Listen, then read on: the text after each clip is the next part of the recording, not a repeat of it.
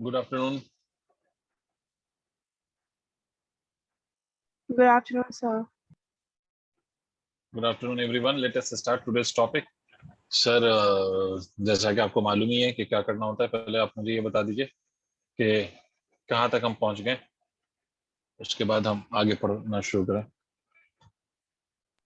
Sir हमने last equipotential surface की दो प्रॉपर्टीज की थी। यस सर, प्रॉपर्टीज में थे हम sir.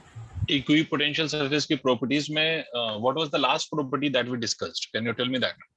Sir Sir, electric field is perpendicular to the equipotential surface. Okay, ठीक है। Electric field is perpendicular to the equipotential surfaces, ये हमने डिस्कस कर लिया है। ठीक है भाई, अब इसमें कुछ और प्रॉपर्टीज पे बात कर लेते हैं।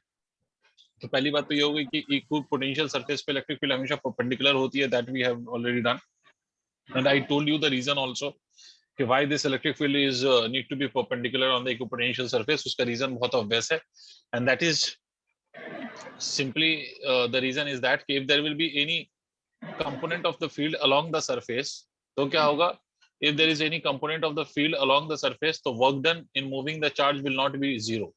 और हमें मालूम है कि हमें वर्क डन जो है वो in moving the charge, the work done should be equal to zero. Excuse me.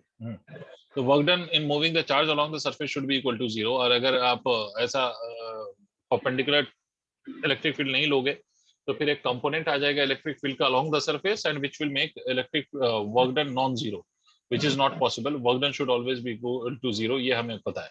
अब आते हैं सर हम दूसरी कुछ और प्रॉपर्टीज पर. तो एक नेक्स्ट प्रॉपर्टी पे आते हैं कि no two equipotential surface can intersect each other, and the same property you have seen in electric field lines also. ये प्रॉपर्टी क्या कहती है कि no two equipotential surface, equipotential surface can intersect each other. Potential surface can intersect each other. कोई भी दो equipotential surface एक दूसरे को इंटरसेक्ट नहीं कर सकता. अब now what is the reason for this? तो आप इस बात को ऐसे समझिए कि मान लीजिए कि let us say this is one of the equipotential surface as you can see on the screen, and this is another equipotential surface which is visible to you on the screen again. अब देखो, अगर मान लो मैं इसको दोनों को एक एक इक्विपोटेंशियल सरफेस कहता हूं, this is one of the surface, this is another surface. ये वाला जो सरफेस है this is placed like this, और दूसरा वाला surface is placed like this. तो आप ये कह सकते हो कि इस वाले सरफेस पे electric field would be perpendicular to this surface, और इस वाले सरफेस पे electric field is perpendicular to this surface like this. ठीक है, ये दो सरफेसेस हैं, दोनों पे इलेक्ट्रिक फील्ड इस तरह से परपेंडिकुलर है as you can observe here. अब अगर मान लो कि मैं इन दोनों सरफेस को इंटरसेक्ट कर दूं, लेट अस से कि मैंने इसको इंटरसेक्ट करा दिया, ये एक सरफेस, ठीक है, और ये दूसरा सरफेस हमने यहां ले लिया, ये दूसरा surface, and let us say कि these two surfaces are intersecting each other. तो व्हाट विल हैपन? अगर दोनों सरफेस एक दूसरे को इंटरसेक्ट कर रहा है तो एक ही पॉइंट पे हमें दो इलेक्ट्रिक फील्ड की डायरेक्शन मिलेगी, that is at the point of intersection we will be having two directions of a field. दोनों सरफेस के लिए परपेंडिकुलर होती है ना फील्ड भाई, इक्विपोटेंशियल सरफेस चाहे कोई सा भी हो उसके लिए इलेक्ट्रिक फील्ड परपेंडिकुलर होती है. तो अगर ऐसा हुआ तो क्या होगा? अगर ऐसा हुआ तो फिर हम ये कह सकते हैं कि दोनों सरफेस की फील्ड वहां पर होगी, और दोनों सरफेस की फील्ड परपेंडिकुलर होती है ऑन इंडिविजुअल सरफेसेस. तो एक ही पॉइंट पे there will be more than one direction of the field which is not possible again. ठीक है, तो इसीलिए no two equipotential surface can intersect each other, मतलब कोई भी दो इक्विपोटेंशियल सरफेस एक दूसरे को इंटरसेक्ट नहीं कर सकता. इसीलिए हम कह सकते हैं कि कोई भी दो इक्विपोटेंशियल सरफेस एक दूसरे को इंटरसेक्ट नहीं कर सकता. I hope I made my point clear to everyone. Did everyone understand that why the two surfaces cannot intersect? Yes sir. Clear sir? Okay, moving on to the next property. Yes, पहली sir. बात तो ये हो गई कि sir दो equipotential surface एक दूसरे को इंटरसेक्ट नहीं कर सकते. अब एक और प्रॉपर्टी देखिए, उसके बाद we will be drawing some equipotential surface for you. तो एक और प्रॉपर्टी पे हम डिस्कशन कर लेते हैं. And what's that property? तो देखो सर, हमें मालूम है कि इक्विपोटेंशियल सरफेस पे पोटेंशियल की वैल्यू कांस्टेंट होती है. हमें एक रिलेशन पता है सर, मान लो कि if I write magnitude of electric field, मान लो कि if I write magnitude of electric field, तो magnitude of electric field can be written as equal to dv by dr, that you have already studied in the previous section. ठीक है, इससे पहले वाले section में आपने ऑलरेडी इसको देखा है. तो E is equal to dv by dr. अब मैं एक बात बताता हूं, मान लो लेट से dr is separation between consecutive equipotential surfaces. मान लो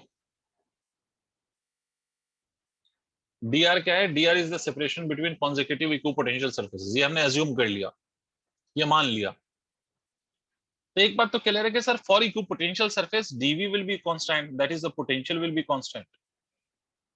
ठीक है, या आप ये कह सकते हैं दो सरफेस के बीच का potential difference will be constant. मतलब अगर मान लो कि ये एक इक्विपोटेंशियल सरफेस है and this is the another equipotential surface, इस पे अगर वोल्टेज 10 है और इस पे 20 वोल्ट है, तो आप किसी भी दो पॉइंट के बीच में देख लें, इन दोनों सरफेस के बीच में the potential difference will be same.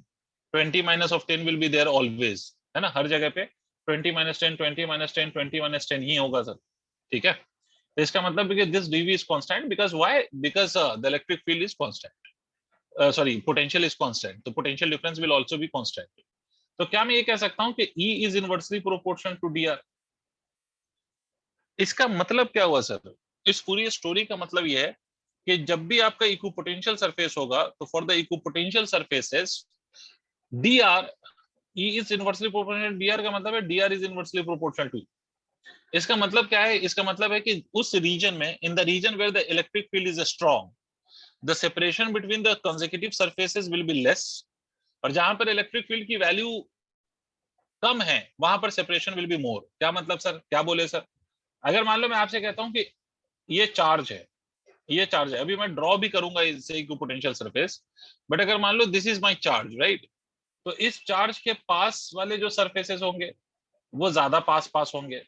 जैसे जैसे आप इससे दूर जाते जाओगे सेपरेशन बढ़ता जाएगा. देखो आप सेपरेशन को देखो, ध्यान दो, मैंने जो ड्रॉ किया उसके हिसाब से अगर आप देखो तो पहले दो सरफेसेस के बीच का सेपरेशन कम है, उसके बाद के दो सरफेसेस के बीच का सेपरेशन थोड़ा ज्यादा है उससे, फिर उसके बाद जाओ और ज्यादा बढ़ेगा, फिर और जाओ और ज्यादा बढ़ेगा. क्यों ऐसा हो रहा है? Because as you go away from the charge the electric field goes on decreasing. Electric field charge से जैसे जैसे आप दूर जाएंगे इलेक्ट्रिक फील्ड आपकी डिक्रीज करेगी ना. So as you go away from the charge, electric field decreases, and because electric field decreases, hence the separation between the consecutive potential surface will increase. Clear है? तो इसका मतलब क्या हुआ? प्रॉपर्टी क्या हुई? प्रॉपर्टी ये हुई कि the separation of electric equipotential surfaces will be less in a region where electric field is strong, and separation will be more where electric field is weak. ठीक है, तो लिख लो, लिखो जो मैं लिखवा रहा हूं. Separation between equipotential surfaces. Sir ये तो हमने इलेक्ट्रिक फील्ड के उसमें भी करा था ना, जब हम फील्ड लाइंस की प्रॉपर्टीज पढ़ रहे थे.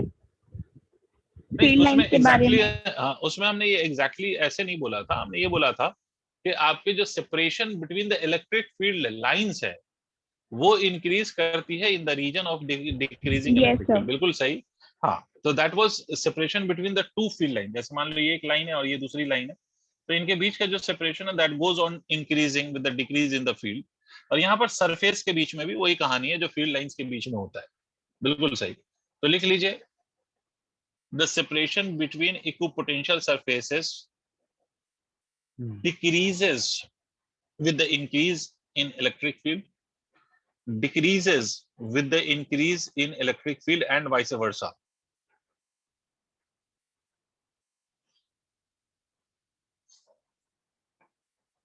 Decreases with the increase in electric field and vice versa. लिख लिया.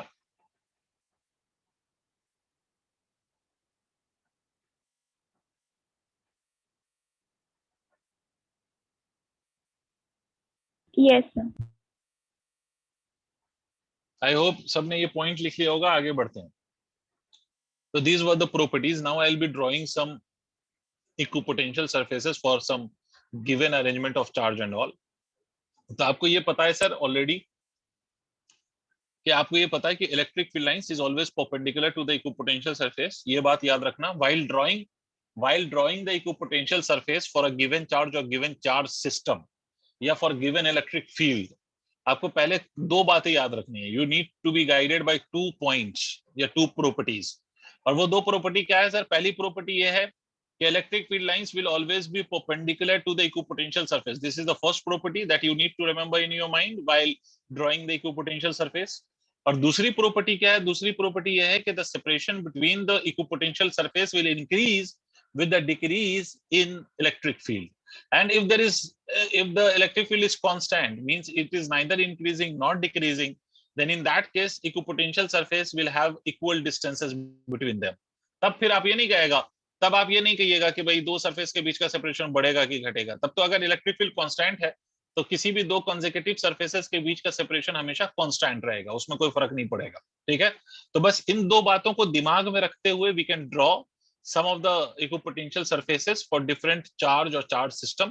देखो ध्यान से कैसे, मान लो अगर कोई चार्ज आपका फॉर सिंगल पॉइंट चार्ज, अब वो सिंगल पॉइंट चार्ज सर चाहे पॉजिटिव हो या वो सिंगल पॉइंट चार्ज सर आपका निगेटिव हो, डजंट मैटर। ठीक है, दोनों के लिए इक्विपोटेंशियल सरफेस स्फेरिकल ही होगा। मतलब if you have a charge, है ना, अगर कोई एक चार्ज है पॉइंट चार्ज, तो keeping that charge at the centre, आप उस चार्ज को सेंटर पे अज्यूम करते हुए क्या कर लो, आप उस चार्ज को सेंटर पे अज्यूम करते हुए आप स्फीयर ड्रॉ कर दो। तो जो आप स्फीयर ड्रॉ करोगे उस चार्ज को assuming it at the centre of the sphere, आप जो स्फीयर ड्रॉ करोगे that sphere will be called as equipotential surface for the given charge. आप सर स्फीयर कितने ड्रॉ करें? तो सर जितनी मर्जी उतने ड्रॉ कर सकते हो, all of them will be individually an equipotential surface. ये आपका एक इक्विपोटेंशियल सरफेस, फिर उसके बाद ये दूसरा, इसके बाद ये सर ये आपका तीसरा इक्विपोटेंशियल सरफेस। आप ध्यान से देखो मैं सेपरेशन बढ़ा रहा हूं। ठीक है, इसी तरह से you can draw one as many as you want, you can draw the surfaces. एक और कर लेते हैं सर, यहाँ पर एक और बड़ा सरफेस ले लिया। तो if you look at the separation is increasing ना, जैसे जैसे आप आगे जा रहे हो सेपरेशन आपका बढ़ रहा है, जैसे जैसे आप आगे जा रहे हो सेपरेशन आपका बढ़ रहा है, सेपरेशन इज इंक्रीजिंग। ये वाला खराब दिख रहा है।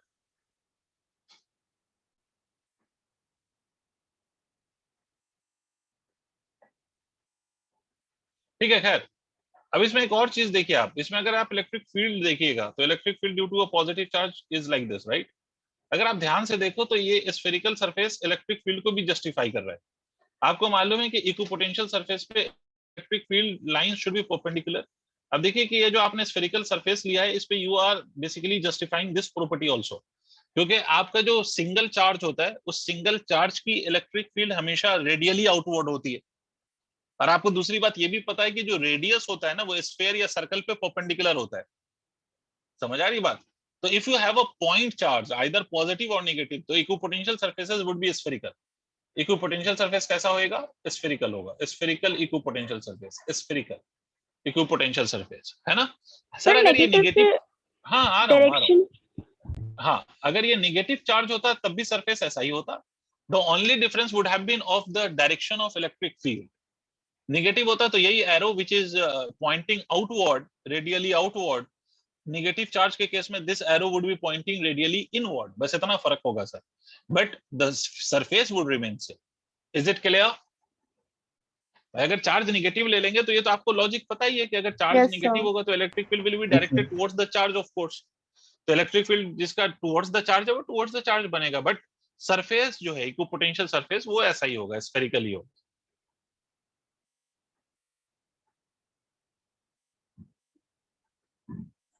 नोट करिए, आगे बढ़ते हैं।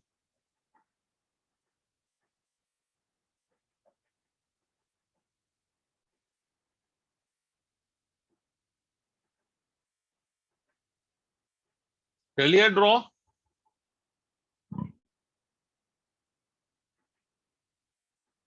Yes sir.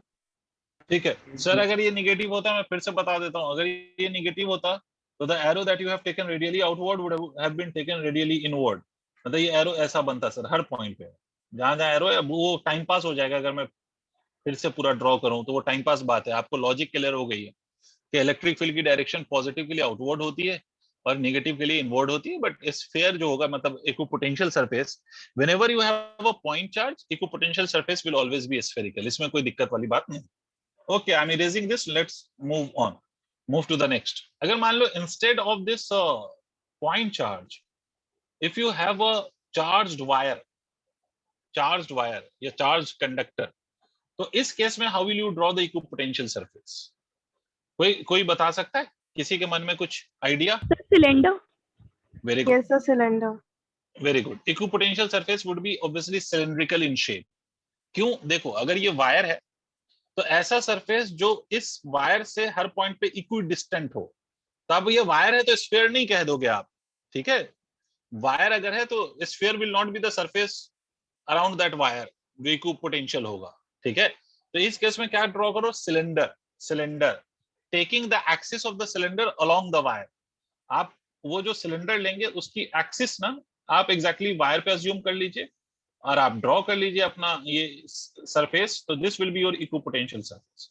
ये आपका इक्विपोटेंशियल सरफेस है। And again this surface will also be justifying the electric field lines property. Electric field line कहीं पर भी आप ड्रॉ करके देख लीजिए, बाहर की तरफ, अंदर की तरफ, कैसे भी, तो that would be perpendicular to the equipotential surface. यहाँ पर आप ड्रॉ करके देख लीजिए, ठीक है? Because this is passing along the axis, मतलब वायर पे ही आपने एक्सिस ली है, इसका मतलब है कि सेंटर जो होगा वो वायर पे ही लाई करेगा। तो आप जैसे भी देखो इलेक्ट्रिक फील्ड लाइंस ऐसे बनेगी, अगर नीचे वाले पार्ट पे भी देखो तो इलेक्ट्रिक फील्ड लाइंस आपकी ऐसे बनेगी, इस तरह से ऐसे दिखाई दे रही होगी। मतलब क्या है कि हर पॉइंट पे अगर आप देखेंगे तो you will get the electric field perpendicular to the surface, right? इसी में एक और केस, अगर मान लो कि in some region electric field आपको गिवन है कि it is uniform. If the electric field is uniform, uniform field है, कोई कुछ आपको नहीं बोला, चार्ज या चार्ज सिस्टम आपको नहीं पता, simply you have been told that electric field in the region is uniform. Can anybody predict what kind of surface you will get in this case? Equipotential surface का shape कैसा होगा अगर electric field uniform है, uniform, और ऐसे आ रही है? मान लो electric field is along x axis, ठीक है? सारी फील्ड लाइंस एक्स एक्सिस के अलोंग है, तो can anybody guess the shape of the equipotential surface? कोई भी, can you make a guess?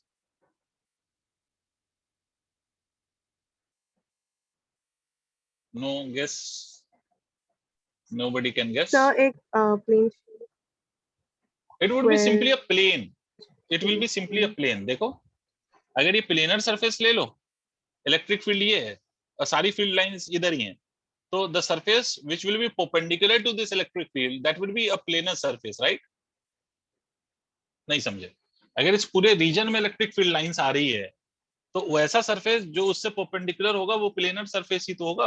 Imagine करके देखो, हुआ इमेजिन या नहीं? Yes, sir. Yes, sir. ठीक, तो इसका मतलब इस केस में अगर आप सरफेस बनाएंगे तो इट विल बी प्लेन्स, ऐसे ये प्लेन्स होंगे ना, and this planes would be equidistant.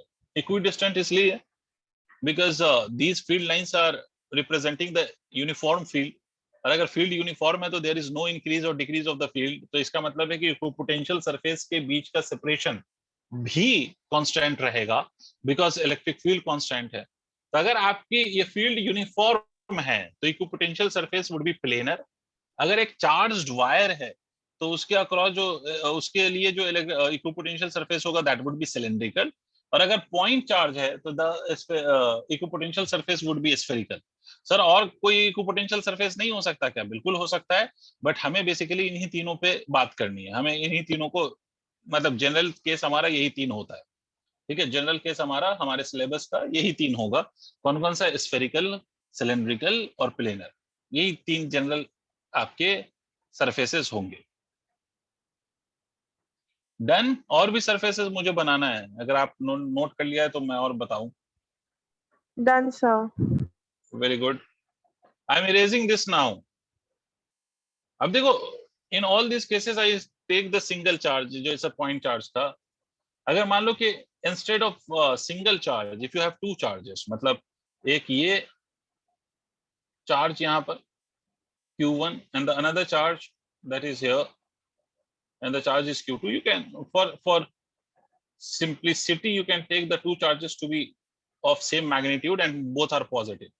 मैं सिंपल केस ले रहा हूँ कि दोनों पॉजिटिव हैं एंड दोनों के मैग्नीट्यूड इक्वल है, ठीक है? और both the charges are positive and having the equal magnitude. अब इस केस में इक्विपोटेंशियल सरफेस कैसे बनेगा? ठीक है, सिंगल पॉइंट चार्ज के लिए इक्विपोटेंशियल सरफेस स्फेरिकल होता है। अब इस केस में where we have a pair of charge, इस केस में इक्विपोटेंशियल सरफेस कैसे बनेगा? तो इस केस में इससे पहले मैं इक्विपोटेंशियल सरफेस बनाऊं उससे पहले कुछ बात समझा, जो समझाना चाहता हूं वो समझें आप। अब क्या समझाना चाहता हूं वो सुने। मान लीजिए सर मैं आपसे कहता हूं ये पॉजिटिव चार्ज है और ये नेगेटिव चार्ज है, कैन यू टेल मी कि अगर इन बिटवीन में कोई पॉइंट ले लूं तो can you tell me in between if I take a point in between the two charges, तो उस पॉइंट पे नेट फील्ड ऐड होगी या सबट्रैक्ट होगी? What will happen to the net field at that point? Sir subtract होगी। भाई सबको मेरी बात समझ में आई? Because at that point you will be having two fields, one due to Q1 and another one due to Q2. Is it clear to everyone? By Q1 की electric field will be Yes, away sir. from the charge, Q2 की electric field will again be away from the charge. तो दोनों की direction opposite है, तो इसका मतलब ये दोनों फील्ड सबट्रैक्ट होगी। अगर आप कोई पॉइंट बाहर ले लें आउटसाइड द चार्जेस, तो Q1 की electric field away from the charge, Q2 की electric field away from the charge, ये दोनों इलेक्ट्रिक फील्ड क्या होगी? ऐड होगी। आई होप आपको मेरी बात समझ में आई। इसका मतलब if you have two like charges, electric field between the two charges decreases and electric field outside the two charges increases. मैं फिर से रिपीट कर रहा हूं कि if you have like charges तो इलेक्ट्रिक फील्ड क्या करता है भाई? अगर आपके पास like charges हैं तो इलेक्ट्रिक फील्ड क्या करता है? सर सब्ट्रैक्ट होता है, कम होता है। Electric field in between the charges decrease करता है और बाहर इंक्रीज करता है। और हमने प्रॉपर्टी में एक चीज पढ़ा था, अगर आपको याद हो तो हमने एक प्रॉपर्टी में एक चीज पढ़ा है, एंड व्हाट वाज दैट? तो हमने प्रॉपर्टी में ये पढ़ा है कि more is the value of electric field, less would be the separation between the equipotential surface, and less is the value of electric field, more would be the separation of equipotential surface. मुझे आर्यन, आप मुझे ये बता सकते हो कि equipotential surface के बीच का separation in between the charges and outside the charges same रहेगा या डिफरेंट होगा?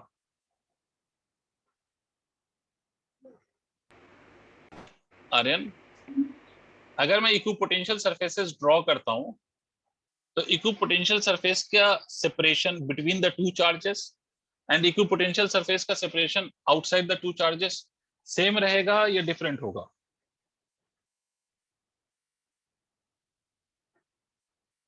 आर्यन की आवाज नहीं आ रही है। Anushka, can you respond to it? Sir different होगा। ऑब्वियसली से डिफरेंट होगा। जवेरिया, कहां पे कम होगा और कहां पे ज्यादा होगा? इक्विपोटेंशियल सरफेस के बीच का सेपरेशन कहां पे कम होगा, in between the two charges या आउटसाइड द टू चार्जेस?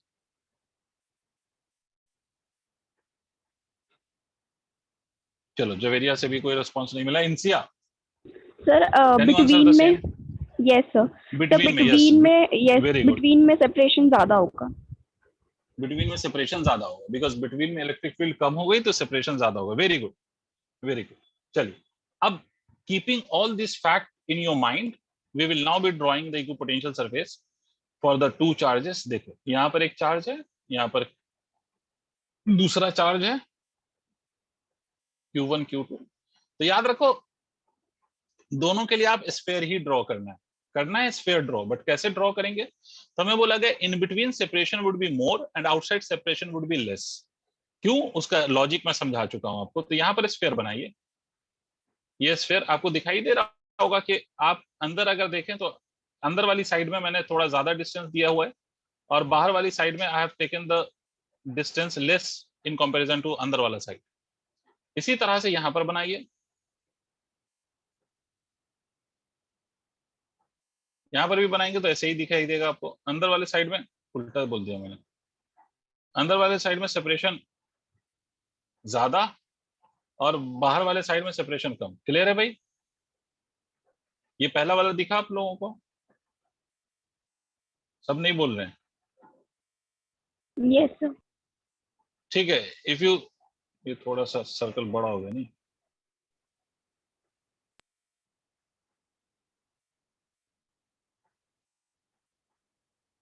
ठीक है, आपको दिख रहा होगा। ऐसे ही आप और बना सकते हैं। देखिए कैसे। नेक्स्ट, अंदर वाले में सेपरेशन ज्यादा और उसके कंपैरिजन में बाहर जो सेपरेशन होगा वो कम होगा। तो अंदर सेपरेशन ज्यादा और बाहर उसके कंपैरिजन में सेपरेशन कम। ठीक है, इसको थोड़ा सा और इधर कर देता हूँ वरना बना नहीं पाओगे ज्यादा।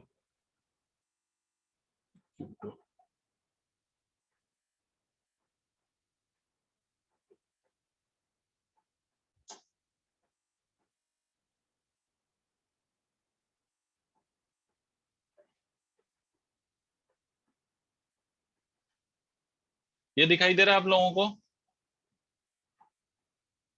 ऐसा ही आप चाहें तो और भी बना सकते हैं, है ना बच्चों? अब देखो अगर ये दोनों पॉजिटिव चार्जेस हैं तो after some time what will happen, अगर ऐसा ही बनाते जाओ तो ये दोनों एक दूसरे पे ओवरलैप करने लगेंगे या नहीं, सोच के देखो। अगर इसके बाद एक बार और बनाए देखिएगा, Yes, sir. ये वाला ये वाला एक बार और सरफेस ऐसा बना दूं मैं, मान लीजिए ऐसा एक बार और बनाता हूँ, ठीक है? तो ये वाला सरफेस और इसका एक बार और बनाऊं तो ये दोनों सरफेसेस आपस में एक दूसरे को इंटरसेक्ट करने लग जाएंगे, और हमने पढ़ा है कि equipotential surface can not intersect. तो इसके बाद हम क्या कर देते हैं, इसके बाद हम दिखा देते हैं कि इसके बाद के जो पोटेंशियल सरफेसेस है वो एक दूसरे के साथ मर्ज हो जाएंगे, मर्ज, और उसको हम ऐसे रिप्रेजेंट कर देते हैं, एक दूसरे के साथ ऐसा मर्ज कर जाएंगे, क्योंकि equipotential surfaces can not intersect, तो ये एक दूसरे के साथ हम मर्ज करा देते हैं। We basically merge the equipotential surface with one another, ये आप मर्ज कर दीजिए, ठीक है? अब इसमें अगर आपको फील्ड लाइंस दिखाना है तो आप ऐसे दिखा सकते हैं, इसमें फील्ड लाइंस ऐसे, ये ऐसे, क्योंकि इक्विपोटेंशियल सरफेस है तो field line should be perpendicular, equipotential surface है तो field line should be perpendicular, equipotential surface है, field line should be perpendicular, इसीलिए आपने बेंड किया है, जहां पे वो डायरेक्टली परपेंडिकुलर दिखाई नहीं दे रहा है वहां पर आपने बेंड किया है, तो this is how you will draw the equipotential surfaces for the two positive charge. Did you understand? Everyone has to respond. मैं ड्राइंग में उतना बेहतर नहीं हूं, इसलिए थोड़ा सा आपको ड्राइंग के साथ कॉम्प्रोमाइज करना पड़ेगा, बट क्या आपको लॉजिक क्लियर हो गया सबको? Please respond. Yes sir. Yes, sir. ठीक है, Yes, इसको sir. लॉजिक क्लियर हो गया तो जल्दी से एक रफ डायग्राम आप इसका बना लीजिए, बाद में कभी फेयर करते रहिएगा बैठ के।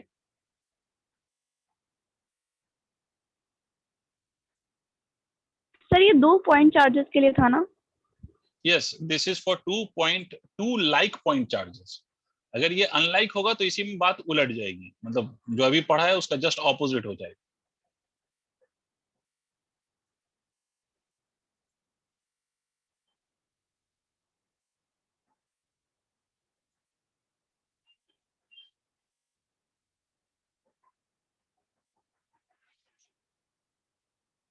Then yes sir.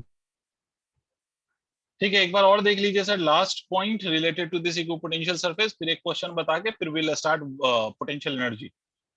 तो मैंने उसको इरेज कर दिया। अब देखो, अब दूसरा पॉइंट क्या हो सकता है कि you had the like charges and you draw the potential surface for that arrangement. तो अब दूसरा क्या हो सकता है केस, तो the second case would be of unlike charges, कि एक पॉजिटिव हो एक नेगेटिव हो। पहले तो आप इस बात को समझें, पहले तो आप इस फैक्ट को समझें कि अगर एक पॉजिटिव और एक नेगेटिव है, and if you take 2 points, one inside and another one outside, ये 2 पॉइंट्स आपने कंसीडर कर लिए, let me call this as point 1, let me call this as point 2। तो आप मुझे बता सकते हो कि पॉइंट 1 पे इलेक्ट्रिक फील्ड ऐड होगी या सब्ट्रैक्ट होगी, दोनों चार्ज की फील्ड? सर अब अपोजिट हो जाएगा, अब अब ऐड add अब होगी। होगी अपोजिट हो पे. जाएगा, मतलब इन बिटवीन ऐड होगा, क्योंकि पॉजिटिव का electric field away from the charge at this point और नेगेटिव का will be towards the charge at this point, तो दोनों ऐड हो रहे हैं।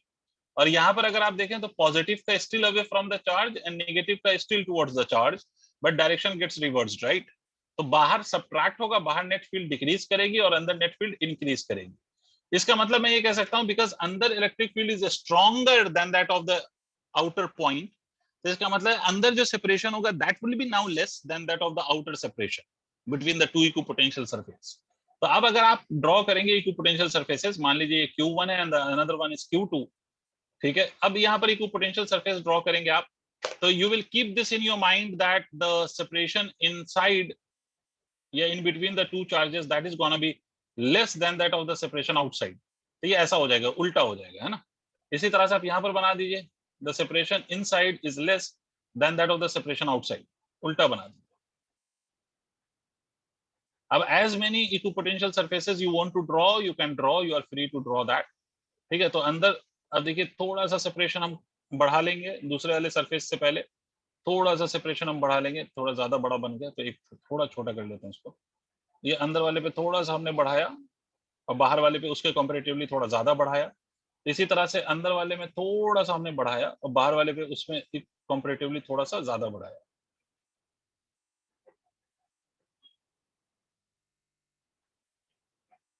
इसी तरह से और आप चाहें एक बार और बना देते हैं,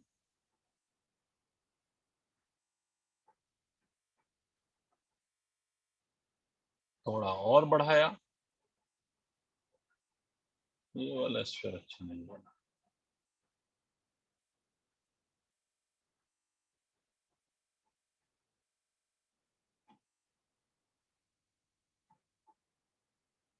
थोड़ा और बढ़ाया। This is how your equipotential surface would look. ठीक है, इसमें अगर आप एक पॉजिटिव है एक नेगेटिव है, इस बात को याद रखिएगा। तो you can take any of the two as negative and any of the two as positive. तो ये मान लीजिए कि यहाँ पर this is your negative charge. तो यहाँ पर इलेक्ट्रिक फील्ड लाइंस चलो शो करते हैं। तो आपको मालूम है कि if you have a pair of negative and positive charge, the electric field line starts at positive charge and terminates at negative charge। ये आप जितनी चाहे उतनी फील्ड लाइंस बना सकते हैं। ये हमने पहले भी बात करी हुई है in the case of electric field lines. ये थोड़ा सा ऐसा, ये ऐसा, इस तरह से आपकी फील्ड लाइंस बनती जाएंगी ना। आप चाहे जितनी भी फील्ड लाइंस चाहें उतनी बना सकते हैं। आप यहाँ से ऐसे और यहाँ से आप ऐसे शो कर सकते हैं कि यहाँ से ऐसे, यहाँ से ऐसे। ठीक है, ये ऐसे, यहाँ से ऐसे। This is basically the equipotential surface for your unlike charge. I mean, one positive and another one negative. So if you have unlike charge, so this is how you will draw the equipotential surface.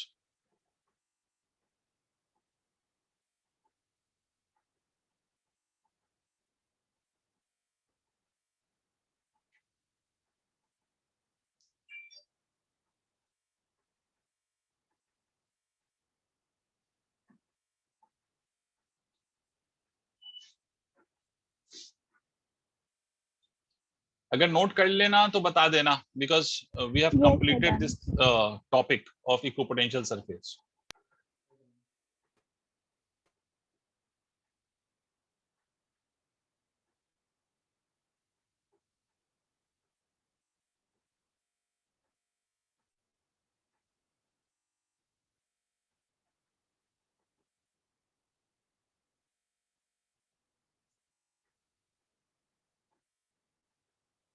Is it done?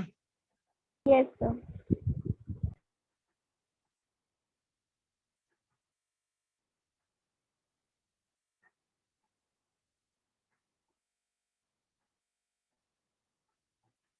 ठीक है, अगर ये note कर लिया, बस एक बच्चे ने बोला, अनुष्का नोट कर लिया, Aryan, इंसिया, मैथुरी, Javeria, Trisha, and the last but Yes, not sir. the least who has not spoken yet, Divyanshi.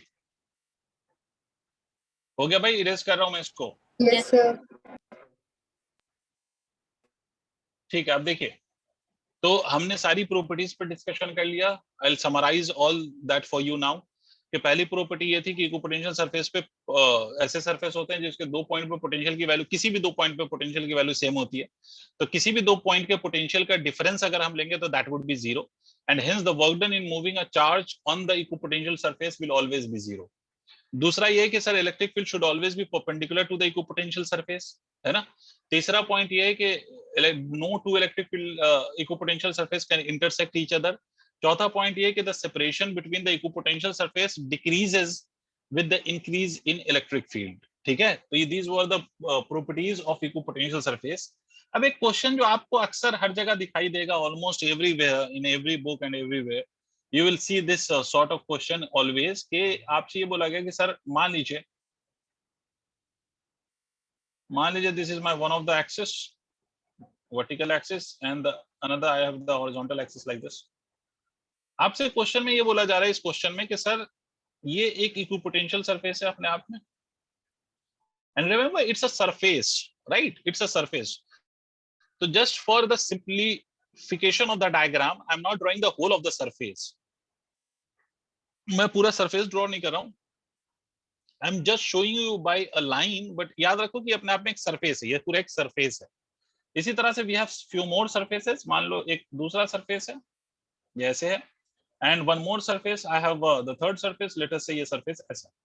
तो we have different surfaces I shown to you. ठीक है, all of these are in itself, all of these are surface, it's not just a line, it is representing a surface। आपसे बोला गया कि इस वाले surface के हर पॉइंट पे पोटेंशियल की वैल्यू 10 वोल्ट है, इस वाले सरफेस के हर पॉइंट पे पोटेंशियल की वैल्यू 10 वोल्ट है, इस वाले पे 20 वोल्ट है,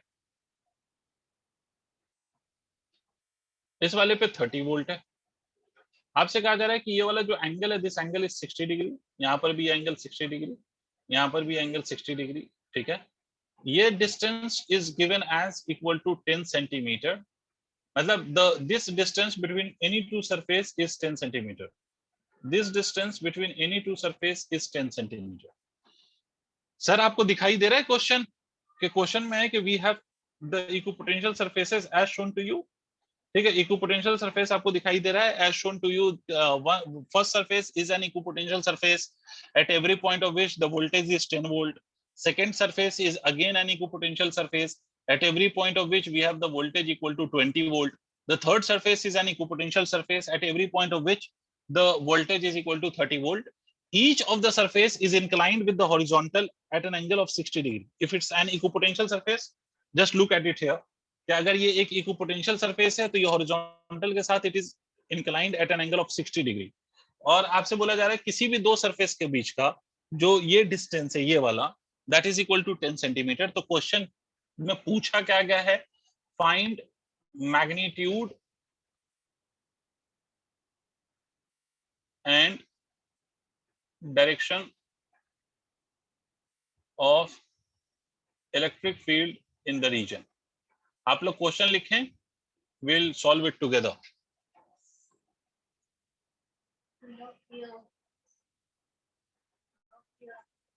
आप लोग क्वेश्चन लिखें।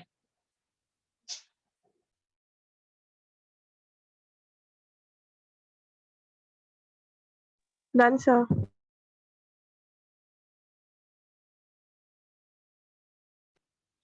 चलिए सर, तो अब इस क्वेश्चन को अपन सॉल्व कैसे करेंगे। पहली बात तो सबसे पहली बात दो बातें समझो।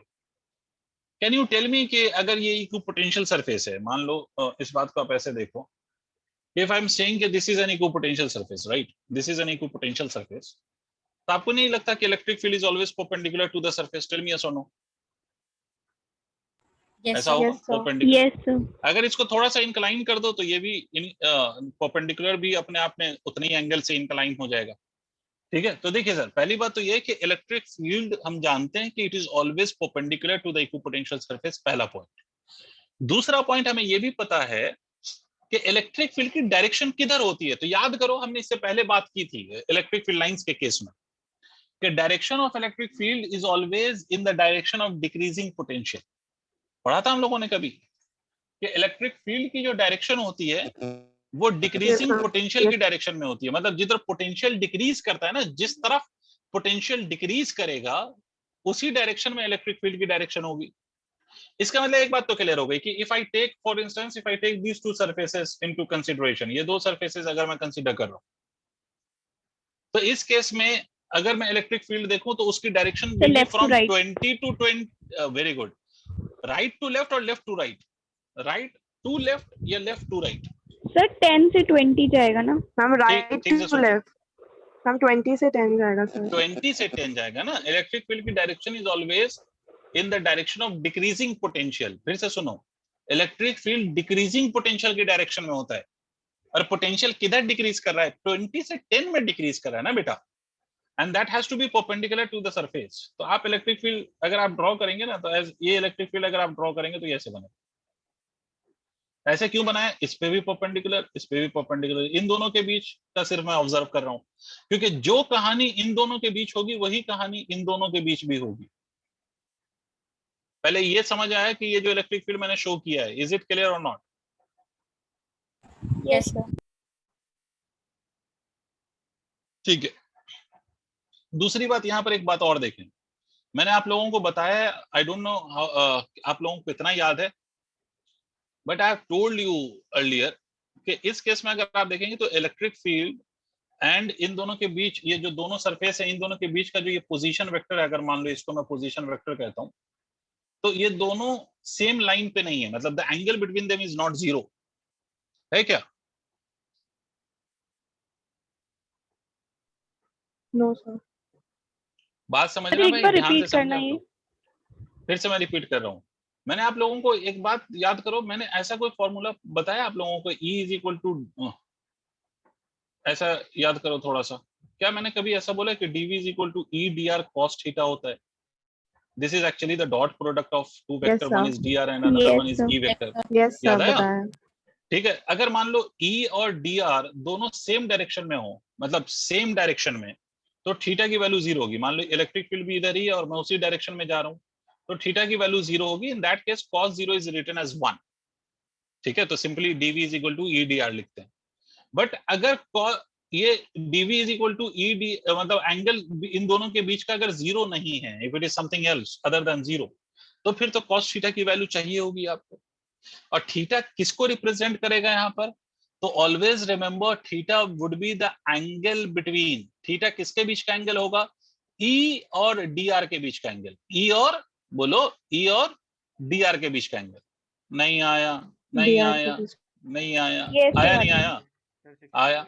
dr का मतलब कि दो सरफेस के बीच का separation in the direction of electric field. तो इसका मतलब है, देखिए आप इस बात को समझिएगा, ये वाला जो ब्लू से ड्रॉ करूंगा थोड़ा अच्छा लगेगा भाई, सबको समझ में आना चाहिए। अच्छा सवाल करा रहा हूं, यकीन मानो ये अच्छा सवाल है। ये आपका डीआर है, एक बार और एक्सप्लेन कर दीजिए sir. Okay Javeria Nadeem, I will explain it again. इससे पहले कि मैं ये सॉल्व करूं, एक बार और एक्सप्लेन कर देता हूं भाई, बच्चे की डिमांड है। देखो सर, सबसे पहली बात तो ये समझो कि डीवी जो आप लिखते हैं ना, dv is equal to EDR, actually में मैंने ये पहले पढ़ा रखा है कि it is actually the dot product of these two vectors. भाई यहाँ पर dr इज पोजीशन वेक्टर, तभी तो इसको आप dr को फर्दर आप ऐसे लिखते हो dxi cap plus of dyj cap. याद आ रहा है जवेरिया? याद आया कुछ कुछ? अब ये डॉट प्रोडक्ट है सर, ये आपको कैसे पता डॉट प्रोडक्ट है? ये मुझे इसलिए पता है डॉट प्रोडक्ट है, ये मुझे इसलिए पता है बिकॉज अगर ये डॉट प्रोडक्ट नहीं होगा तो ये जो रिजल्ट आया है वो स्केलर नहीं होगा।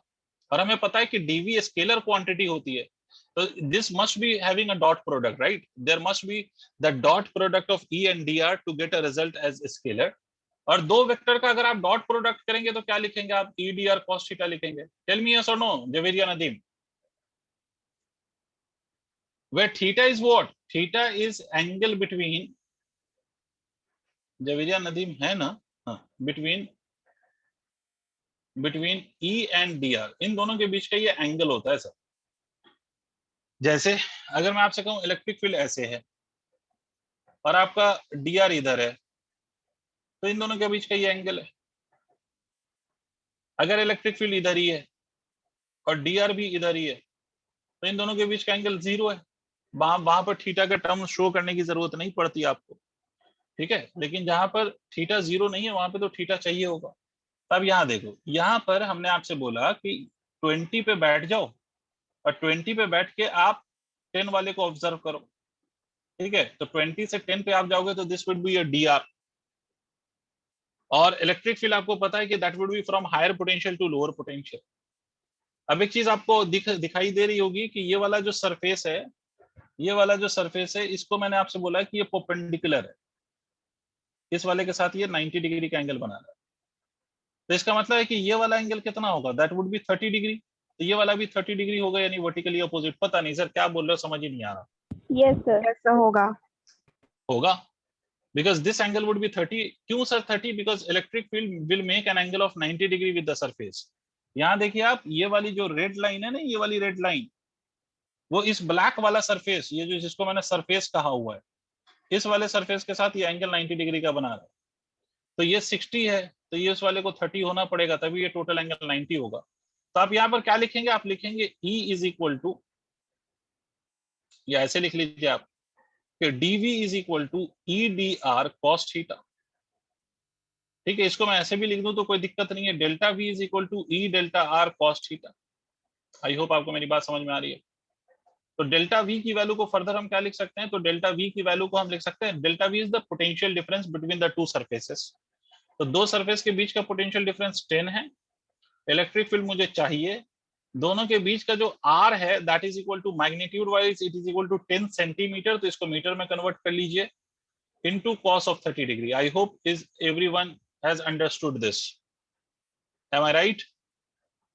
तो Yes, E sir. आपको चाहिए ना, तो E की वैल्यू क्या हो जाएगी? ये 10 से 10 कैंसिल हो गया, E की वैल्यू हो जाएगी 1/10 टू द पावर -2। cos 30 की वैल्यू होती है √3/2। इसका मतलब ये कितना हो गया? 2/√3 multiplied by 10 to the power -2। ठीक है, या इसको ऊपर ले जाओ तो 200/√3 विल बी द आंसर। देख लो if you are convinced with the simplification part and everything else.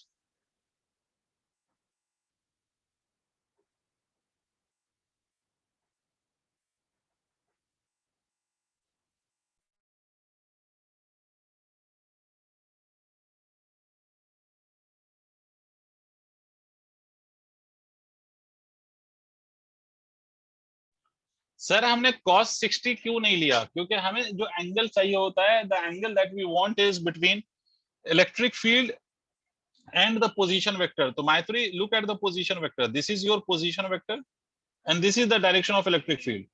तो हमें इन दोनों के बीच का एंगल चाहिए. Yes, sir. Yes, sir. समझ आया? Yes, sir.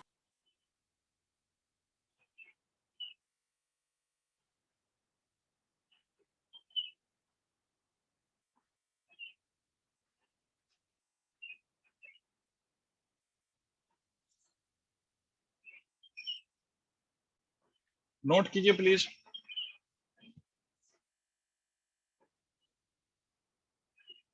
Done, sir.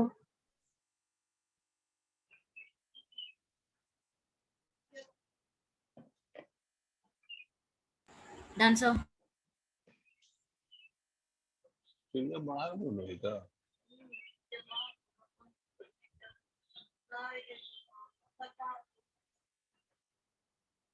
Okay sir. तो if it's noted then let us proceed now. तो ये हो गया सर आपकी इक्विपोटेंशियल सरफेसेस का कॉन्सेप्ट खत्म, पोटेंशियल का कॉन्सेप्ट खत्म. Now we move to the last topic of this chapter before capacitor. Capacitor से पहले अब ये लास्ट टॉपिक है जिसका नाम है पोटेंशियल एनर्जी. तो लिखिए टॉपिक का नाम इलेक्ट्रोस्टैटिक पोटेंशियल एनर्जी.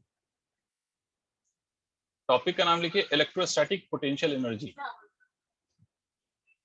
टॉपिक का नाम लिखिए electrostatic potential energy. I hope आपने लिख लिया होगा इलेक्ट्रोस्टैटिक पोटेंशियल एनर्जी. अब देखो बेटा, ऐसा अगर आपको थोड़ा सा क्लास 11th याद करोगे तो क्लास 11th में भी आपने ग्रेविटेशन वाले चैप्टर में ऐसा कुछ पढ़ा है. And whatever I am going to teach you now, that would be a repeat telecast of the same that you have already studied in class 11th. बस फर्क इतना है कि वहां पर ग्रेविटेशनल पोटेंशियल एनर्जी आपने पढ़ा था और यहाँ पर the term is electrostatic potential energy. अब पहले मैं थोड़ा सा आपको क्लास 11th याद दिलाऊं ना, तो थोड़ा सा आपको ज्यादा अच्छा लगेगा समझने में. ठीक है, तो मैं आपको थोड़ा सा क्लास 11th याद दिला रहा हूँ ताकि आपको ज्यादा मजा आए समझने में. कि आपने क्लास 11th में in the chapter of gravitation शायद आपने ये देखा है कि अगर मान लो ये एक बॉडी है जिसका मास m1 है, ये दूसरी बॉडी है जिसका मास m2 है, and the two bodies are kept at a distance of r. ये दो बॉडीज है और दोनों के बीच का सेपरेशन r है. तो इस केस में सर ग्रेविटेशनल पोटेंशियल एनर्जी अगर आपको याद आए तो it was written as minus of gm1 m2 divided by r. याद आया थोड़ा थोड़ा सा? Yes sir. Yes, sir. है ना? अगर आपने पढ़ा है क्लास 11th, ईमानदारी से थोड़ा सा भी पढ़ा है तो आपको याद आएगा. वैसा ही कुछ इलेक्ट्रोस्टैटिक पोटेंशियल एनर्जी भी है. बेसिकली इस बात को समझो कि why there will be an electrostatic potential energy. देखो, अगर मैं आपको कहता हूं कि दो चार्ज का सिस्टम है, मान लीजिए कि मैं आपसे कहता हूं कि हमने दो चार्ज को लाके यहाँ पर रख दिया या दो चार्ज बॉडी को लाके हमने यहाँ पर रख दिया. अब खुद सोचिए, आप खुद इमेजिन करिए, फील करिए भाई. रटना तो फॉर्मूला तो हम ऐसे भी रट लेंगे. आप इस बात को फील करो. You should feel this. Feel क्या करना है सर? फील क्या करना है आपको? तो मैं बताता हूं क्या फील करना है. मैं बताता हूं सर. सर कोई चार्ज खुद से तो आके ऐसे नहीं अपने आप को एडजस्ट कर लेगा या अपने आप को अरेंज कर लेगा या एकोमोडेट कर लेगा. खुद से थोड़ी आगे रह जाएगा यहाँ पर. भाई आपको मालूम है कि if there are two charges and both are like charges तो they will repel each other. तो because of this repulsion what will happen कि रिपल्शन अगर है तो ऑलवेज आपको एक बात पता है कि due to this repulsion the charges will love to fly apart from one another. Right? ये दोनों पॉजिटिव चार्ज अगर है या दोनों निगेटिव है तो ये दोनों एक दूसरे से दूर भागना चाहेंगे. और क्यों दूर भागना चाहेंगे? ताकि दोनों के बीच का जो फोर्स ऑफ रिपल्शन है वो जीरो हो सके. और ये तभी पॉसिबल है when they fly apart to infinite distance. तभी दोनों के बीच का फोर्स जीरो हो सकता है. तो भाई किसी भी दो अगर लाइक चार्ज को आपने लाके रखा है तो they will never like to be at this distance. They would love to go to such a large separation where the force of repulsion become zero. पहला पॉइंट समझिए. इसी तरह से अगर मान लो कोई बच्चा कहे कि सर एक काम करते हैं, एक अनलाइक चार्ज का पेयर ले लेते हैं, एक पॉजिटिव और एक नेगेटिव. ठीक है सर, आप ले लीजिए एक पॉजिटिव और एक नेगेटिव. ना इन this case what will happen? तब भी ये दोनों एक दूसरे से इतनी दूर नहीं रहना चाहेंगे. भाई पहले केस में रिपल्शन हो रहा था, इस केस में अट्रैक्शन होगा तो they would love to move towards each other. और ये दोनों चाहेंगे बिल्कुल एक दूसरे से अट्रैक्ट होना, एक दूसरे के पास भागना.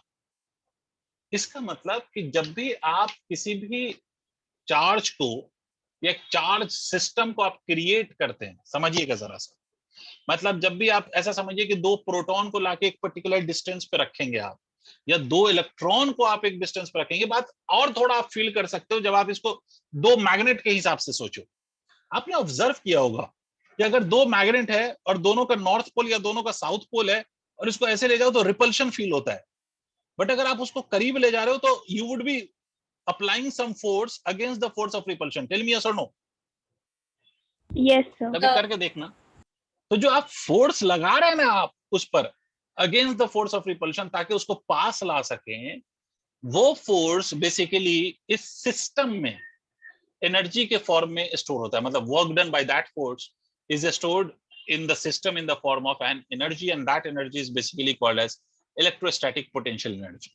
Similarly, अगर आप दो नेगेटिव चार्ज है, वो चाहेगा इधर भागना और आप उसको दूर ले जाए, यहां ले जाके रख रहे हैं, अगर आप छोड़ देंगे ये दोनों भाग जाएंगे। आप इसको ऐसे रख रहे हैं, इसका मतलब है you are doing some work against the force of attraction to make this system, and that work which you do to form a system of charges, that work is stored in the system in the form of an energy, and that is called as electrostatic potential energy. इसका मतलब basically मतलब क्या है? Potential energy of a system का मतलब है कि the amount of work done in assembling the charges to their fixed location is stored in the system of charge in the form of energy known as potential energy. Clear हो गई बात? Potential energy का feel आ गया कि भाई जब भी आप किसी भी सिस्टम को क्रिएट करेंगे आप by assembling the charges to their fixed location, तो आपका एक सिस्टम जो है वो एक फॉर्म होगा with some energy, and that system will be called as, that system will is said to have the potential energy. तो लिख लीजिए जो मैं लिखा रहा हूं, work done in assembling the charges to their fixed location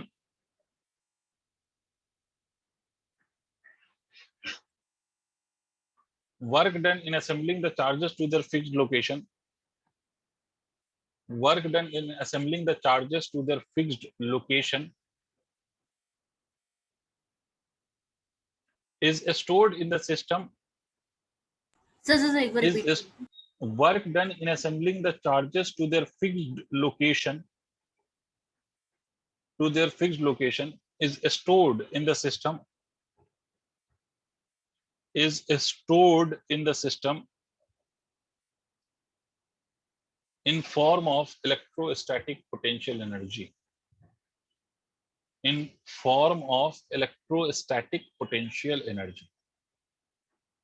In form of electrostatic potential energy. In form of electrostatic potential energy. ठीक है?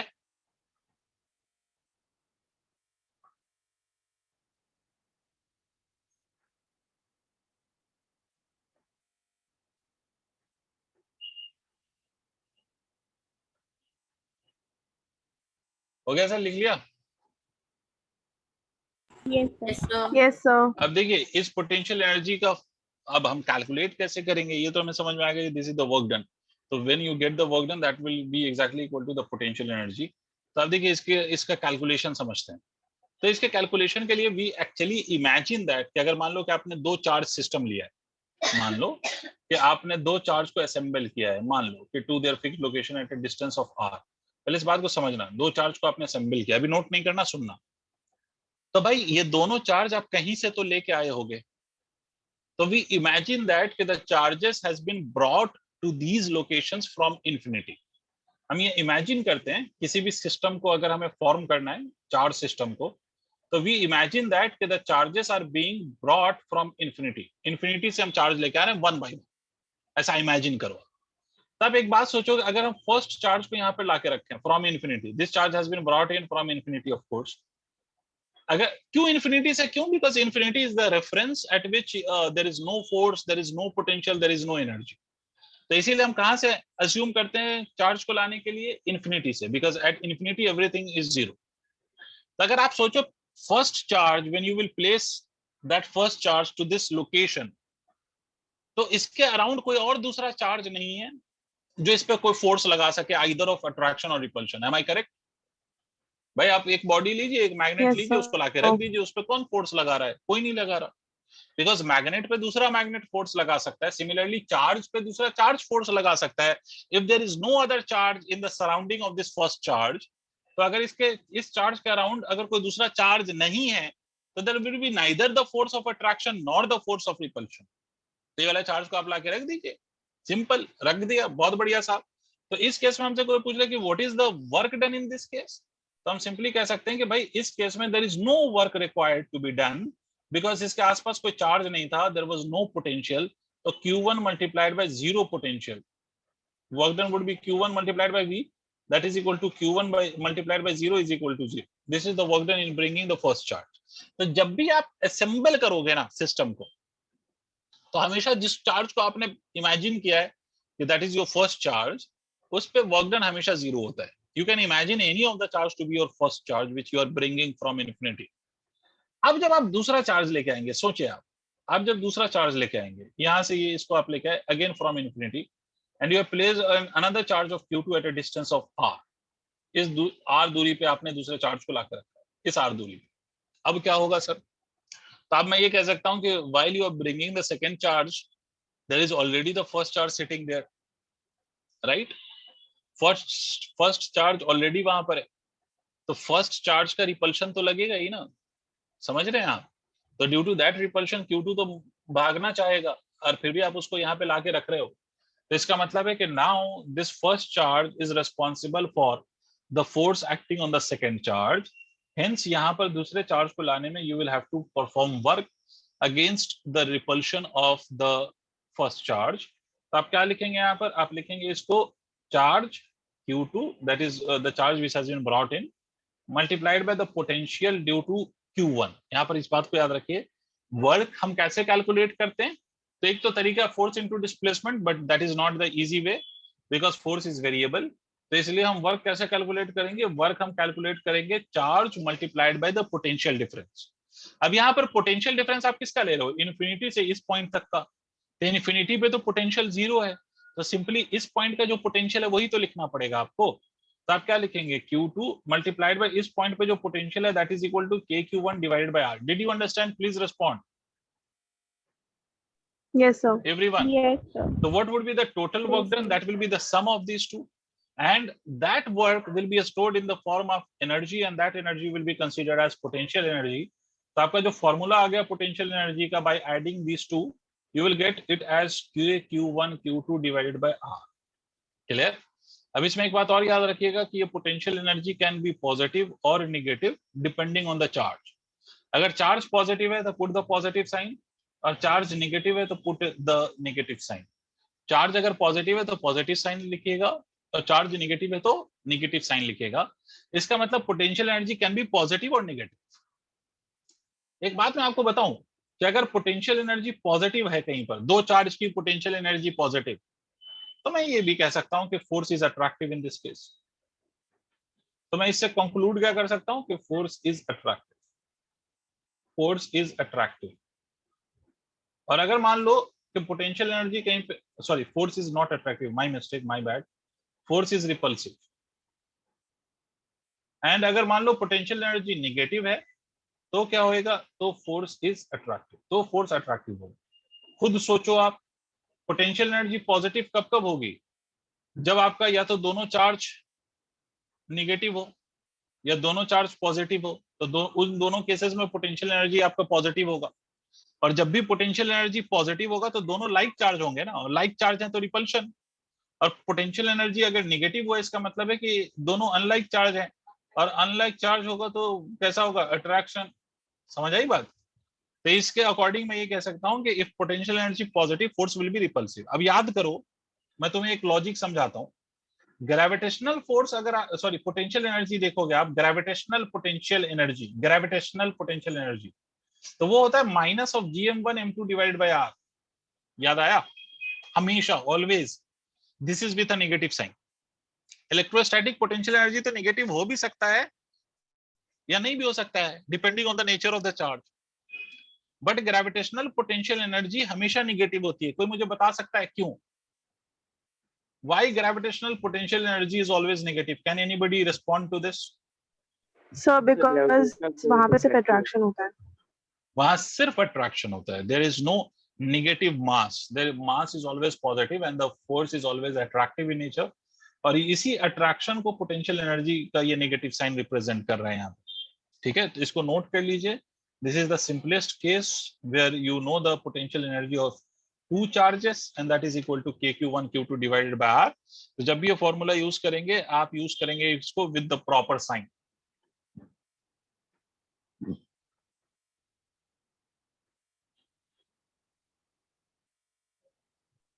Done sir.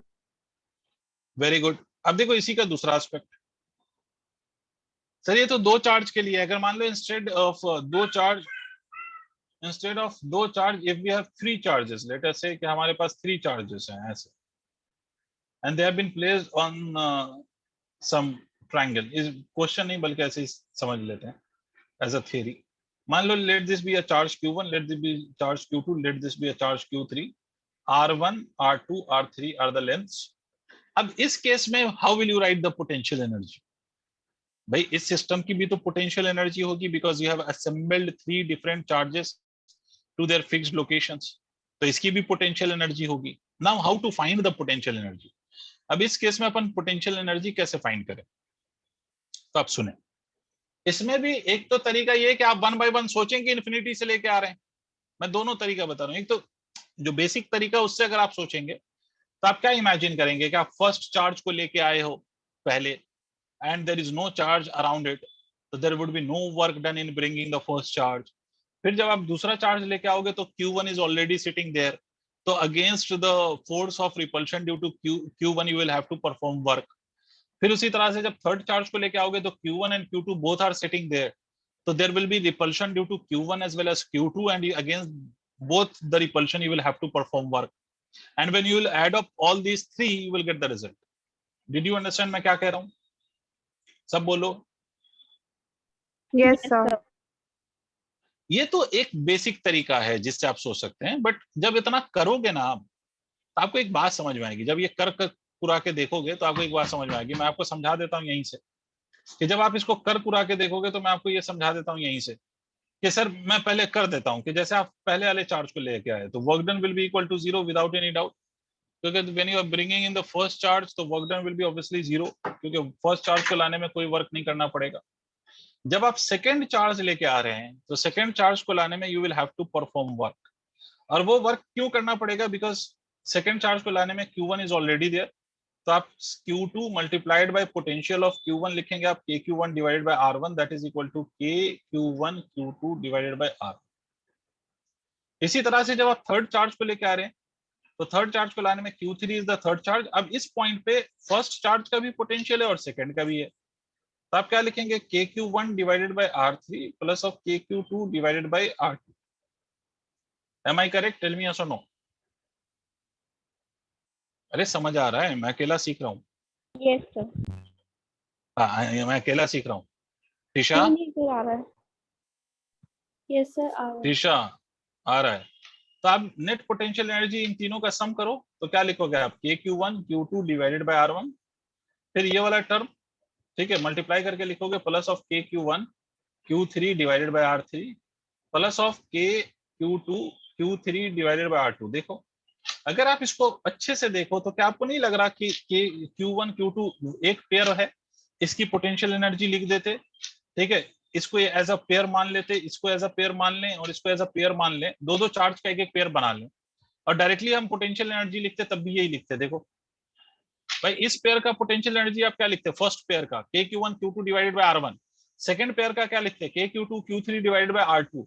थर्ड पेयर का क्या लिखते हैं? KQ1 Q3 divided by R3. नहीं आया. तो इसलिए आप क्या करेंगे सर? जब भी ऐसा क्वेश्चन होगा we will not go by the basic rule कि हम इमेजिन करेंगे कि एक एक चार्ज हम इन्फिनिटी से ला रहे हैं. अब ये नहीं करना. You just have to remember the fact कि जितने भी पेयर्स बन रहे हैं हर पेयर के लिए इंडिविजुअली एनर्जी लिखो by using the formula KQ1 Q2 divided by R and take the sum of all you will get the total potential energy.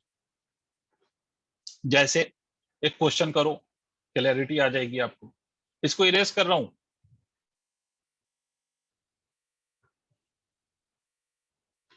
चलिए sir, done sir. Very good. एक question करिए आप लोग।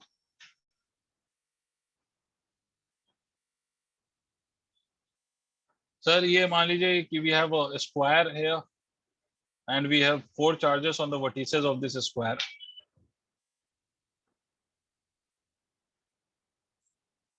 इसकी side की लंबाई जो है, let that side length is something ये मान लो।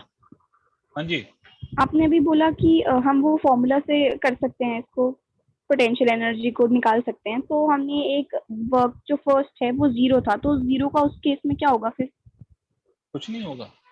देखो फाइनल रिजल्ट आप देखो, the final result yes that sir, you have final got. में तो तीनों है। फाइनल रिजल्ट ये इसके में 0 आया, बट सबको सम किया तो ये आया ना सर। Yes sir. सबके सम में कहीं पर 0 दिखाई दे रहा है आपको? No sir. No sir. तो सबके सम करने पर यही आ रहा है। ठीक है, तो देख हम लीजिए ये डायरेक्टली कर पूरा। सकते हैं इसलिए। हाँ बिल्कुल, ओके आपने सर। सबका सम किया तो you have got this result. तो जाहिर है कि पूरे का वो करोगे तब भी आपको वही रिजल्ट मिलेगा। चलिए सर, तो फिर से उस क्वेश्चन पर आ जाते हैं। मान लीजिए कि ये हमारा स्क्वायर है, as you can see a square.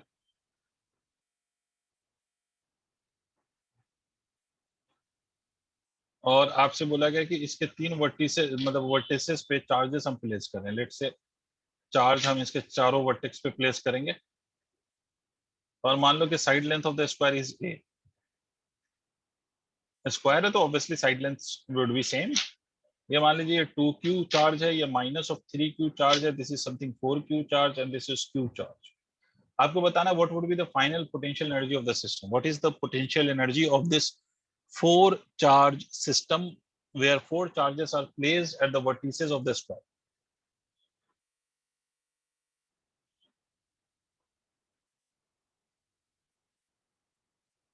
करिए सर।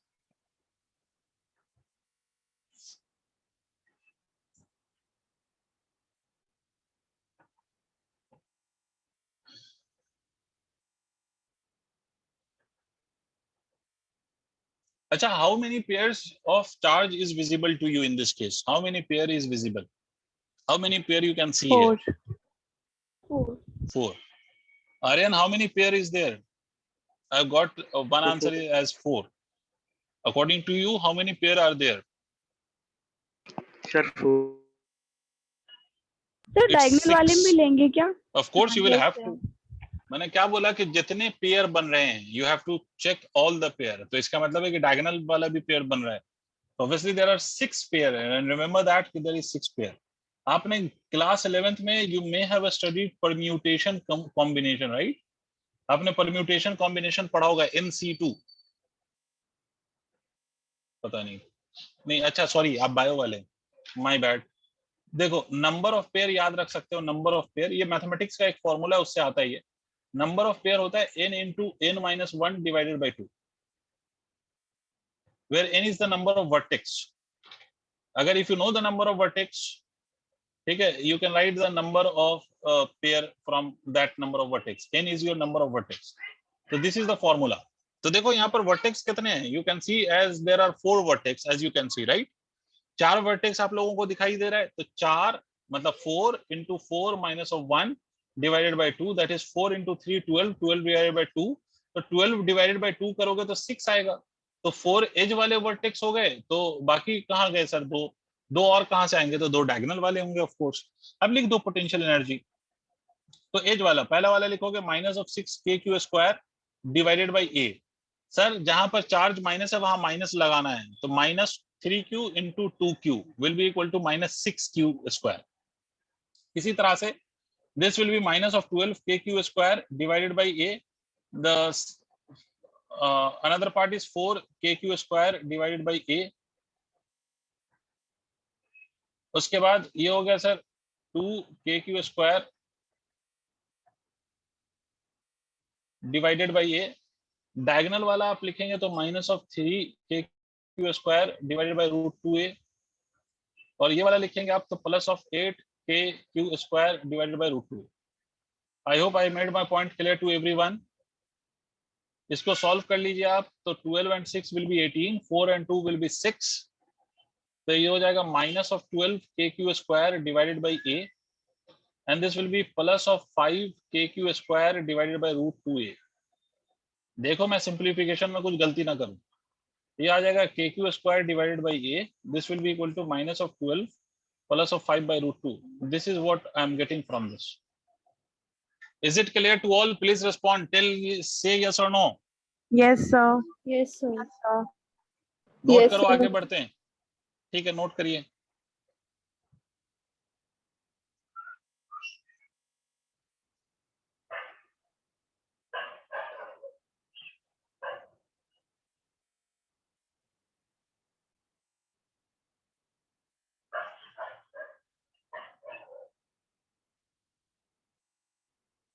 नहीं आमना, मुझे आपकी आवाज नहीं आ रही है। Sir, अब? हाँ अब आ रही है। हो गया? Okay. इंसिया, मैत्री, नोट कर लिया? Yes sir. Risha? Yes, sir. ठीक है, चलो Yes. नेक्स्ट क्वेश्चन पे आते हैं। ये तो हो गया कि सर जितने पेयर हैं, you have to write the potential energy of each pair individually and then you will take the algebraic sum of all that, so you will get the net potential energy, right? अब देखो next question पे आते हैं। एक बार और ऐसे pair वाला क्वेश्चन सिखा दूं अगर आप कहो तो। एक और क्वेश्चन सिखा देता हूं, चलो मन हो रहा है मेरा सिखाने का। ये क्वेश्चन एक्चुअली में IIT JEE में पूछा गया था, बट ऐसा कोई कठिन सवाल नहीं है। अगर ऐसा होता तो बिलीव मी मैं आपको कराता नहीं, क्योंकि मेरा कोई शौक नहीं है कि मैं आपके सामने स्टाइल मारूं अच्छे सवाल के नाम पे। ठीक है, जिस तरह के सवाल मेडिकल में आएंगे नहीं वैसे सवाल कराऊं, ऐसा मेरा कोई शौक नहीं है। ठीक है, तो ये बिलीव मी कि इट इज बेसिक क्वेश्चन, तो इसलिए बस इसका सिंपलीफिकेशन थोड़ा ज्यादा है, तो इसीलिए मैं ये बता रहा हूँ आपको। जैसे देखो पूछा ये गया था कि लेटेस्ट से कि यहाँ पर चार्जेस Q माइनस Q ऐसे चार्जेस है, Q माइनस Q, again we have minus of Q, यहाँ पर वी हैव Q, फिर यहाँ पर ये Q and we have here as minus of Q। Side length जो है इस क्यूब की, that side length is equal to A, side length of the cube is A, ये साइड लेंथ A है। इसमें भी पूछा गया था पोटेंशियल एनर्जी, चलो मिलकर करेंगे। इसका पोटेंशियल एनर्जी पूछा गया, तो सबसे पहले हम क्या चेक करें कि कितने पेयर बन रहे हैं। Let us first find the number of pair. तो मुझे बता सकता है कि नंबर ऑफ पेयर यहाँ पर कितने बनेंगे? Number of pair is equal to what in this case? Sir 8। नहीं बेटा, पेयर पूछ रहा हूँ, 8 तो चार्ज है। अभी फॉर्मूला भी बताया था, तुमने लिखा क्यों नहीं? So sir 32. n minus 1 divided by 2। तो अगर नंबर ऑफ पेयर देखेंगे तो n की value is 8 and this is 8 minus of 1 divided by 2। 8 minus 1 is 7, मैं पूरा कर देता हूँ। 8 into 7 divided by 2, that is 56 divided by 2, that means 28। Did you understand how many pair will form here? 28 pair। Is it clear? Yes sir. अब confuse नहीं होना, बस इसी को लिखने का तरीका है। आपको 28 times you don't need to write the potential energy. If you have common sense, if you have logic, you will be able to write this in a very short step। कैसे? देखो मैं आपको समझाता हूँ। I write the net potential energy and you need to understand। Sir अगर आप यहाँ पर देखें तो ये पेयर बनेंगे कैसे? How these 28 pair will form? तो आप अगर देखो तो पहले जो 12 पेयर है ना, वो तो एज वाले हैं। एज पे देखो, मुझे ये बताओ, ये वाला चार्ज और ये वाला charge, is it forming a pair और नॉट? टेल मी यस और no, you all have to respond. Yes, sir. Yes sir. ऐसे यहाँ पर और यहाँ पर पेयर फॉर्म हो रहा है, यहाँ पर पेयर फॉर्म हो रहा है, यहाँ पर पेयर फॉर्म हो रहा है। देखो ये एक पेयर, ये दूसरा पेयर, ये तीसरा पेयर, ये चौथा pair, as you can see. इसी तरह से यहाँ पर अगर हम देख लें तो ये पांचवा पेयर, अगर ये पांचवा बना तो ये छठा भी बन गया यहाँ पर। अब और बढ़ते हैं, यहाँ पर चले आइए तो ये 7th पेयर, ठीक है, यहाँ पे चले आइए, ये यहाँ पे पहुंच जाइए, ये 8th पेयर। अगर आप यहाँ से यहाँ पहुंच गए तो ये और ये भी तो एक पेयर बन रहा है, तो this will B 9th pair. ठीक है, this will B 9th pair. Clear? ये भी एक पेयर बन रहा है, this is the 10th pair. ये भी एक पेयर बनेगा ऊपर वाला, दिस इज 11th पेयर। ये भी एक पेयर बनेगा, this is 12th pair. Did you understand how the 12 pair is forming in this case? Edge वाले pair, Yes, sir. Edge Yes, वाले sir. अगर काउंट करोगे ना तो you will observe 12 pair which is forming on the edge. तो आप और edge पे देखो, एक चार्ज पॉजिटिव एक चार्ज नेगेटिव। एज पे देखो, एक चार्ज पॉजिटिव एक चार्ज नेगेटिव। देखो इसका मतलब एज वाले पेयर पे एक खास बात यह है कि एक चार्ज पॉजिटिव दिख रहा है आपको और एक नेगेटिव दिख रहा है, तो आप क्या लिखेंगे, आप लिखेंगे minus of K Q square divided by distance between the charges on the edge multiplied by 12। पता नहीं सर क्या किया, कुछ नहीं समझ आया। मैत्री नहीं समझ आया क्या? सर मुझे आ गया सर। आ गया, वेरी गुड। और बाकी बच्चे, everyone has to respond. Yes, sir. Yes sir, आ गया। ठीक है, अब देखो और दिखाता हूँ, और पेयर देखो कहाँ बनेगा, कोई आइडिया दे सकता है? Can anybody guess? सर अब डायगोनल्स में। यस, एक तो फेस डायगोनल जिसको हम कहेंगे, तो यहाँ देखिए ये एक डायगोनल, ये दो डायगोनल, और आपको मालूम है हर फेस पे दो डायगोनल होते हैं। Every face has 2 diagonal and a cube has 6 faces. तो अगर हर फेस पे 2 डायगोनल है और क्यूब में 6 फेसेस हैं तो 12 डायगोनल्स हो गए। तो इसका मतलब you will gate again 12 pair on the face diagonals. और फेस डायगोनल पे अगर आप देखो तो ये negative is making a pair with another negative, positive is making pair with another positive. इसका मतलब डायगोनल वाला जो एनर्जी आएगा ना वो पॉजिटिव आएगा, because negative into negative will be positive. तो K Q square root 2a is the diagonal की लेंथ मल्टीप्लाइड बाय 12। कितने पेयर खत्म हो गए सर भाई? 24। 12 एज वाले हो गए और 12 डायगोनल वाले हो गए, तो we have completed 24 pair. How many pair is remaining? That is 4 pair. अब वो 4 पेयर कौन से होंगे, तो अगर आपको नहीं Body समझ में आया तो मैं diagonal. आपको समझा। Body body diagonal. Diagonal, every cube has 4 body diagonals. और बॉडी डायगोनल में अगर आप देखेंगे तो आप देखिए ये अगर ये चार्ज है तो इसके लिए बॉडी डायगोनल ये वाला चार्ज फॉर्म कर रहा है, and if this charge is negative, the another charge which is forming a pair along the body diagonal, तो एक नेगेटिव है और दूसरा पॉजिटिव है ना? बॉडी डायगोनल पे भी एक नेगेटिव एक पॉजिटिव, तो क्या होगा, minus of K Q square divided by root 3 times of A multiplied by what, multiplied by 4। तो this is the equation that will give you the net potential energy. अब obvious सी बात है कि इसमें फर्दर कैलकुलेशन थोड़ी गंदी सी है, that is a different issue. मतलब इसमें आप ये कह सकते हैं 4 K Q square divided by A you can take as common, यहाँ आ जाएगा माइनस ऑफ 3, ये हो जाएगा sir plus of 3 by root 2, और ये वाला जो लास्ट वाला टर्म है उससे 4 कॉमन निकाल दिया मैंने, तो this will be equal to minus of 1 by root 3। ठीक है, मुझे याद नहीं कि जेई ने इसका आंसर किस फॉर्म पे दिया था, but this is how you will solve.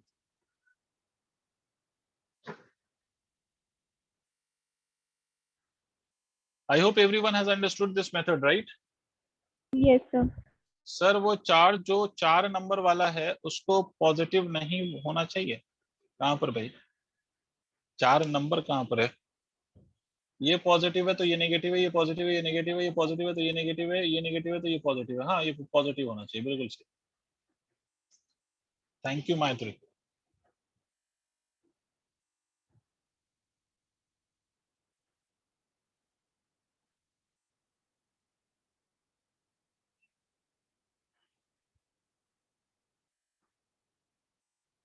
Note करिए तो बताइए मुझे, तो नेक्स्ट क्वेश्चन एक और लेते हैं हम।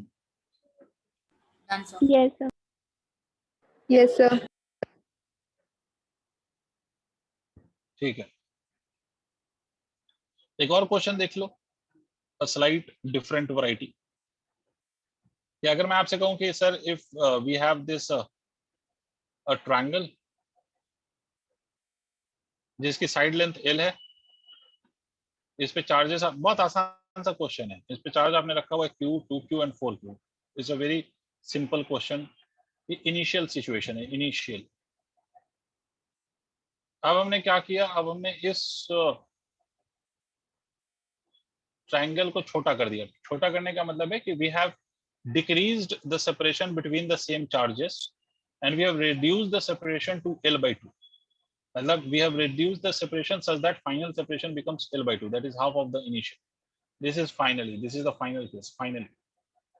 आपको बताना है कि what is the amount of work done in going from this initial situation to final situation. इस initial से final जाने में how much of the work is required to be done. ठीक है, कोई बता सकता है मुझे? Can anybody may give me a hint how to solve? किसी दोनों को का निकाल रिलेशन के, मालूम? क्या निकाल के? दोनों की एनर्जी निकाल के माइनस करना पड़ेगा। Very good. वर्क डन हमेशा याद रख सकते हो, work done by external force can be written as final potential energy minus of initial potential energy. ये बस ये फॉर्मूला याद रखो। work done is always equal to the difference of final potential energy minus of initial potential energy. तो इस case में जो इसकी एनर्जी है और इस केस में जो इसकी एनर्जी है, इन दोनों का आप डिफरेंस निकाल लीजिए, that will give you the work done. ठीक है, तो वर्क डन की वैल्यू क्या होगी, फाइनल पोटेंशियल एनर्जी। वो क्या लिखोगे आप, तो final potential energy would be written as equal to, तीन पेयर दिखाई दे रहे हैं आप लोग को, 8kq² डिवाइडेड बाय L/2, फिर उसके बाद plus of 4kq² divided by L/2, plus of 2kq² divided by L/2। उसके बाद सर, उसके बाद क्या, उसके बाद माइनस के बाद क्या सर, माइनस के बाद 8kq² divided by L, plus of 4kq² divided by L, उसके बाद plus of 2kq² divided by L। ठीक है, अब ये सॉल्व कर लीजिए, जो भी सॉल्व करके आ जाए, this is your work done. मतलब अगर आपको वर्क डन निकालना है in terms of potential energy, what is the work done, तो in terms of potential energy, work done is simply equal to the change of potential energy, and that is final potential energy minus of initial potential energy. I hope I made my point clear to everyone. Hurry up, tell me yes or no. Yes, sir. Yes, sir. sir. Yes sir, तो इसको note कर लीजिए, rest we'll discuss in the next class, which is on Sunday, and the Sunday timings for you is 4 to 5:30. Is it okay, Aryan? Are you Yes, sir. comfortable with the Sunday's timing? के 4 same class timing होगी आपकी 4 to 5:30 on Sunday. आप comfortable इस time के साथ? I hope आप comfortable होंगे sir, क्योंकि इसके अलावा फिर मेरे पास और कोई चेंज करने वाला कोई और ऑप्शन अवेलेबल नहीं है, बिकॉज मैं फिर फ्री नहीं हूँ। तो 4 to 5:30 we will again meet on Sunday, right? Day after tomorrow. Thank you. sir. Take care. Bye, Bye bye. sir. Thank you, Bye, sir. Welcome. Bye.